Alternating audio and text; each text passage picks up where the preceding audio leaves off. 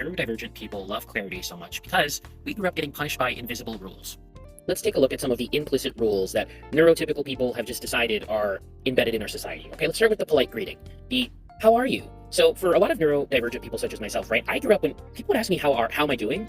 I rarely just say good or fine, how are you? Like because that's very empty and just pointless, right? Like, I mean, it's done out of necessity. Even today, when people ask me how am I doing and I'm actually not having a great day, sometimes I'll be like, I've had better days, or I'll share like a little bit of a detail as to how my day's going. Seems like neurotypical people typically don't like that interaction because it makes them uncomfortable when someone actually answers and lets them know that they're not doing well. So that's one thing for sure. Then we have conversational tennis, okay? This is basically saying that the two-way exchange is expected a certain way. If a person shares information about their life, the conversational partner, as it says here, is expected to ask a follow-up question or briefly share a similar experience rather than deeply relating it solely to themselves. So this is the issue, right? Because I think for me, the blurred line is that part of the wanting to share a similar experience, because a lot of neurodivergent people, such as myself, we tend to relate to people by sharing, or sometimes oversharing apparently, about our own personal interests and identity as a way to connect and bond. Now, with fellow neurodivergent people, which is the majority of my friends, we do this very often in a very sporadic way. Like, I have ADHD, right? So we also jump from topic to topic very rapidly. In neurotypical spaces, that's frowned upon. It's seen as interrupting. It's seen as being rude. It's seen as being like, in your own world. But this is our way of being like comfortable with each other and being excited about things that like make us glow up. So this is one that's particularly hard for me.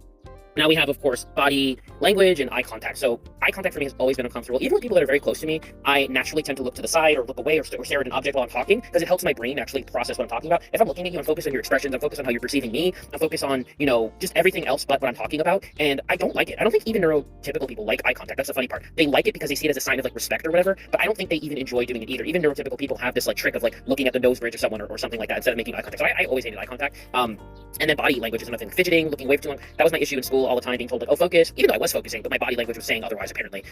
Hate reading the room. Now, this is one that I think I like to think I'm relatively good at, but, again, every neurotypical person may think otherwise compared to me. But yeah, basically, this is a weird one because you're supposed to know when it's your time to leave. You're supposed to know, like, you're supposed to wait before other people start eating, like all these like unspoken rules that are just assumed. And then if you diverge from that, it's like you're weird, you're rude, you're disruptive.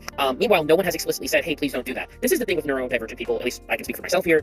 We like to know when there are hard no's and hard yeses. When you get into the in-between or situational things, it's very difficult for us to find out whether or not to do it, because we like to have these rules and follow them. I'm really good at like understanding, remembering rules and following them and understanding processes, but these ambiguous kind of spaces are where it's difficult.